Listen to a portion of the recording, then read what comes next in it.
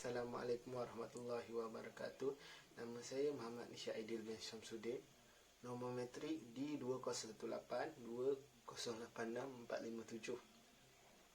Hari ini saya akan membentangkan mengenai esei saya yang bertajuk Hak Asasi Manusia. Kebelakangan ini di Malaysia, permintaan untuk hak asasi manusia semakin menjadi-jadi. Hal ini demikian kerana terdapat segelintir golongan yang meminta hak mereka secara berlebihan. Maksudnya, mereka meminta hak mereka yang membatasi, yang melawan hukum agama Islam serta perundangan serta perlembagaan negara. Sebagai contoh, hak yang diminta oleh golongan hak kesamarataan yang diminta oleh golongan LGBT, iaitu lesbian, gay, bisexual, transgender. Sebagaimana yang kita sedia maklum, maksud lesbian ialah mereka yang suka terhadap kaum sejenis, perempuan sama perempuan, gay lelaki sama lelaki. Transgender pula, mereka bertukar jantina mereka. Kini di Malaysia wujudnya golongan-golongan ini yang meminta hak mereka untuk disamaratakan oleh golongan-golongan biasa. Golongan ini mempunyai kecelaruan identiti sehingga kita tidak dapat bezakan antara lelaki dan perempuan.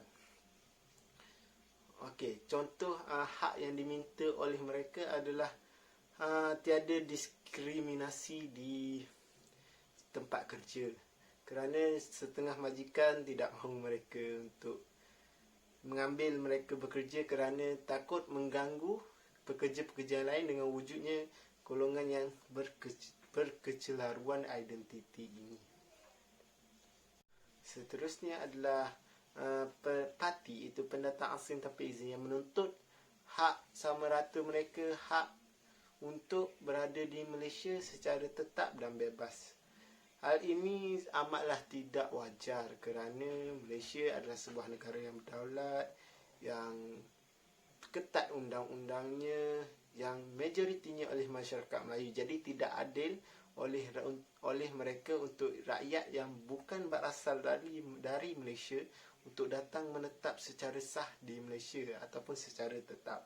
Hal ini mereka menuntut untuk bergerak bebas oleh pihak kerajaan dan tanpa dihalang oleh atau ditahan oleh pihak immigration. Dengan wujudnya golongan-golongan ini di Malaysia akan menuntut hak asasi mereka secara berlebihan yang bertentangan dengan agama Islam serta perundangan perlembagaan negara.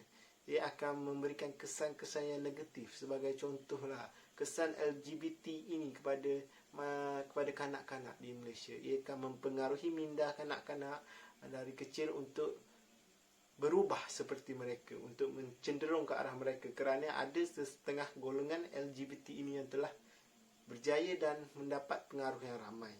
Dan kesan kepada pendatang asing tanpa izin ini untuk bergerak bebas di Malaysia adalah mereka akan meningkatkan lagi tingkat jenayah di negara kita.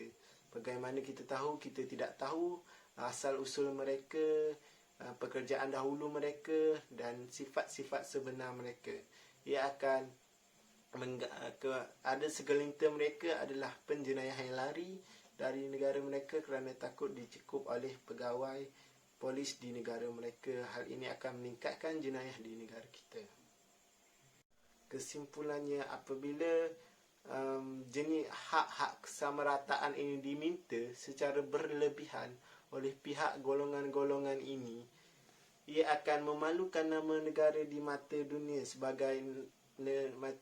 kerana negara Malaysia adalah sebuah negara yang berdaulat dan aman.